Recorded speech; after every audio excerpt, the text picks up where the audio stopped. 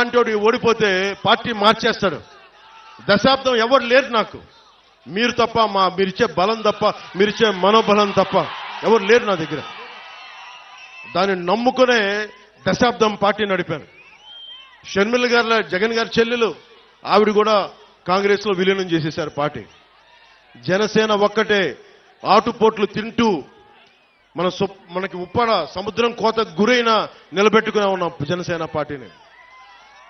అంటే ఎందుకు ఇంత నిలబడ్డామంటే, నేను నిలబడటానికి మీ వెన్నంటే నడవడానికి నేను నిలబడే ఉన్నాను ఇక్కడ.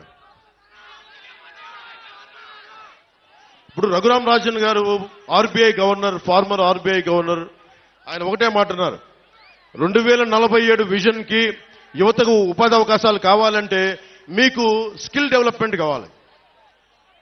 మనకి పిఠాపురంలో స్కిల్ డెవలప్మెంట్ సెంటర్స్, మీకు 20 సెక్టార్స్ లో మీకు స్కిల్ డెవలప్మెంట్ సెంటర్స్ తెచ్చే బాధ్యత, మిమ్మల్ని ఉపాధికి అర్హతలు తెచ్చే బాధ్యత నేను ప్రత్యేకించి తీసుకుంటాను. నేను ఎందుకు మాట చెప్తున్నానంటే, నాకు మీకు ఏం తేడా లేదు.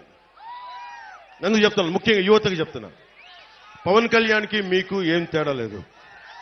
ఎందుకు ఈ మాట అంటున్నానంటే, నేను ఒక ప్రభుత్వ ఉద్యోగి కొడుకుని, జగన్ గారిలాగా ఒక ముఖ్యమంత్రి కొడుకుని కాదు, వాళ్ళ తాతగారిలాగా గనుల యజమాని కాదు, మామూలు సగటు ఉద్యోగి కుటుంబం నుంచి వచ్చిన వాడిని.